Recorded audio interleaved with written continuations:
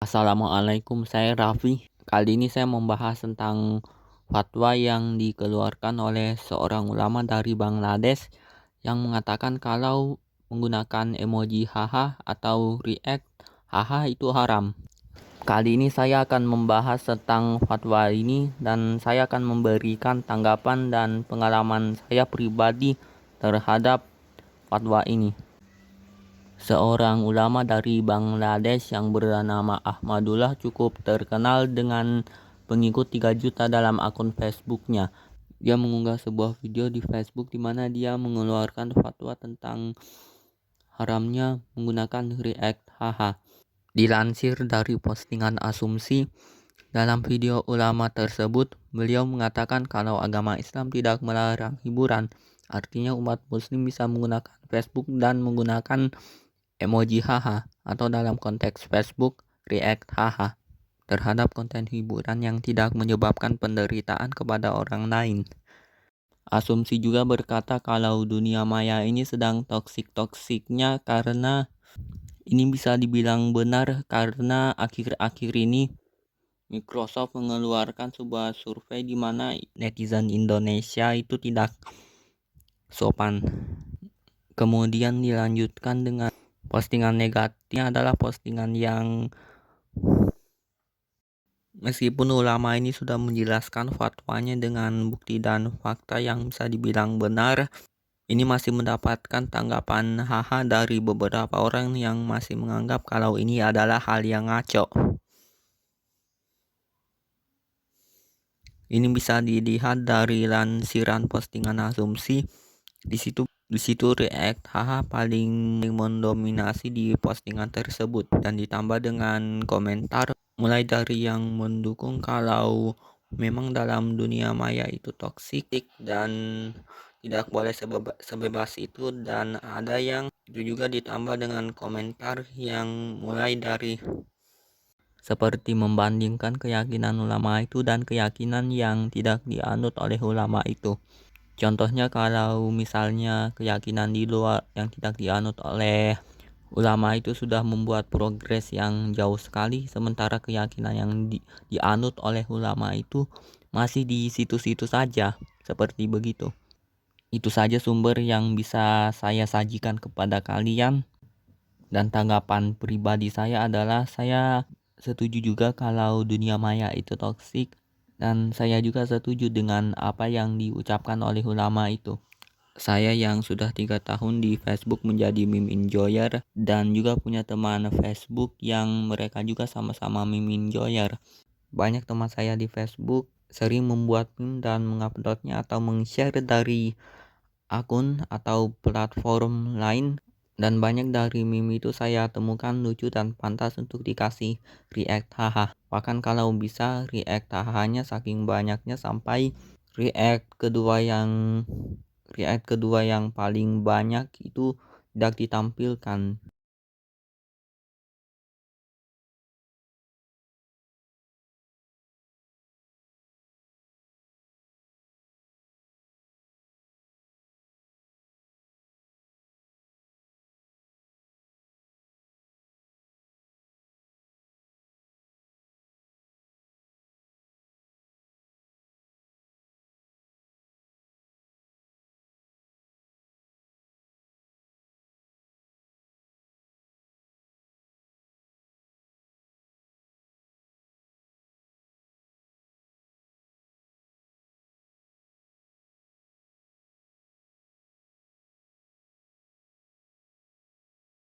React atau tanggapan haha merupakan salah satu dari beberapa react yang bisa kita gunakan untuk menunjukkan tanggapan spesifik kita terhadap unggahan yang tersebar di Facebook.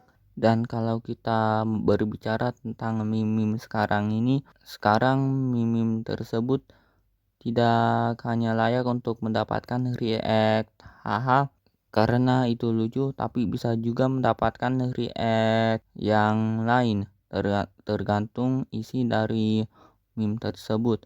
Misalnya like kalau tertarik dengan isi dari meme itu, kemudian love ketika terharu, peduli atau care kalau love ketika gembira dengan isi meme tersebut, peduli atau care ketika terharu dengan isi meme itu, haha. Ini haha ketika terhibur atau ngakak dengan isi meme-nya.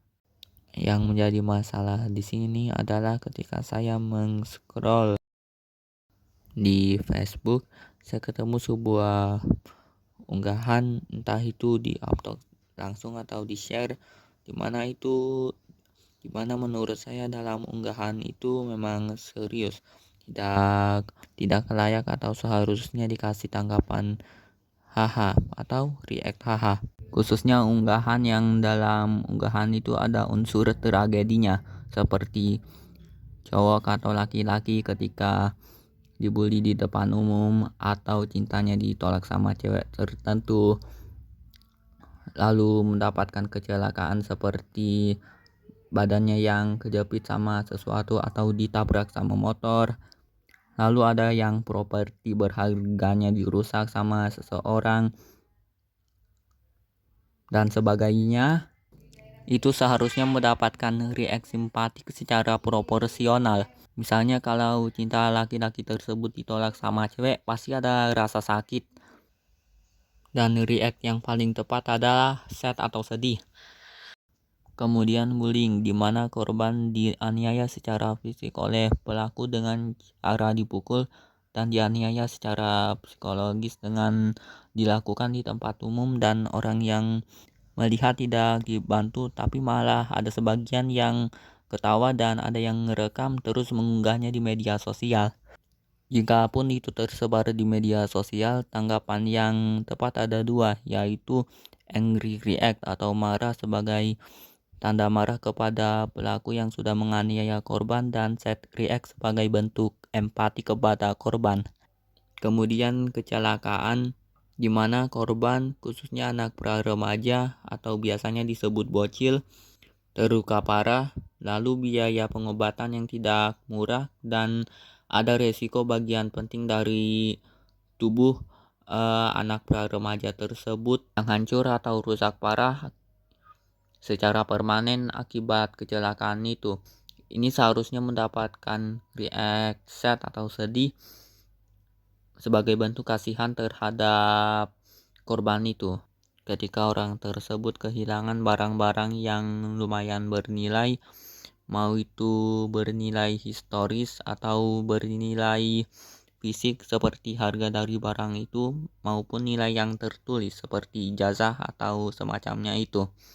Kalau kehilangan atau kerusakan gitu pastinya sedih kan, karena barang-barang tersebut hilang atau rusak, atau marah karena ada seseorang yang menghilangkan atau merusaknya. Tapi semuanya itu diremehkan dan diketawain dilihat dari bagaimana mereka meninggalkan react pada unggahan tersebut. Salah satu penyebabnya adalah unsur meme yang dimasukkan pada foto atau video dalam unggahan tersebut. Saya punya kesaksian yang detail pada fenomena ini. Pada awal bulan Juni, saya melihat salah satu postingan di Facebook. Di unggahan tersebut terdapat sebuah caption seakan-akan mengatakan kalau pengunggah itu ingin mengakhiri hidupnya. Unggahan ini di-share sama salah satu teman saya di Facebook, dan saya menganggap ini hanya sekedar jokes belaka ketika pertama kali melihat ini. Terus teman saya yang men-share ini mengatakan kalau ini beneran terjadi. Saya tertarik untuk melihat unggahan aslinya. Dan pada unggahan aslinya saya menemukan react setnya lebih banyak. Jadi saya mulai menanggapi unggahan ini dengan serius. Saya lihat kolom komentarnya dan banyak yang bilang kalau ini beneran, ada juga yang berduka, dan ada yang membagikan link artikel dari situs berita yang mengatakan kalau ada seseorang yang meninggal akibat mencoba melompat dari ketinggian bangunan. Di artikel tersebut korban yang disebutkan itu sama dengan nama orang yang menulis unggahan tadi. Saya keluar dari artikel tersebut dan scroll ke bawah. Ada spekulasi yang beredar kalau korban tersebut bunuh diri karena diskriminasi di dunia maya oleh netizen terhadap atas preferensinya terhadap pop kultur Jepang. Jadi korban ini secara konsisten dilecehkan secara verbal oleh netizen menggunakan kata-kata peyoratif terkait dengan preferensinya seperti wibu dan sebagainya. Dan menurut saya gini, logikanya kalau pada unggahan terkait dengan pop kultur Jepang, mari kita bilang anime, itu mendapatkan komentar yang merendahkan terhadap preferensinya seperti dikatain wibu, pastinya riak atau tanggapan pada postingan itu adalah haha dong. Karena nggak mungkin kalau unggahan terkait dengan anime tersebut mendapatkan tanggapan yang suportif semacam love, peduli, atau like, terus komentarnya seperti merendahkan gitu. Menurut saya itu nggak mungkin. Seharusnya kalau komentarnya merendahkan atau mengatain, harusnya react-nya juga haha. Oke, kembali lagi setelah membaca artikelnya balik lagi setelah membaca artikelnya, saya pergi dari situ dan scroll ke bawah buat melihat unggahan-unggahan sebelumnya dari akun tersebut. Dan saya tidak menemukan unggahan-unggahan terkait dengan preferensi dari pemilik akun tersebut. Entah karena pengguna akun tersebut sudah lama tidak mengunggah status-status terkait dengan preferensinya, atau masih sering mengunggah status-statusnya tapi semuanya sudah dihapus sebelum pengguna tersebut mengakhiri hidupnya. Setelah pengguna akun tersebut mengakhiri hidupnya, kolom komentar dari status-status terbarunya banyak diisi dengan spam login. Sekali lagi, hal tersebut menunjukkan betapa toksiknya dunia maya, dan ini mungkin menjadi salah satu alasan kenapa fatwa itu diisukan oleh ulama tersebut, agar untuk menciptakan dunia maya yang lebih sehat dan tidak toksik. Itu saja untuk hari ini. Nama saya Raffi. Wassalamualaikum.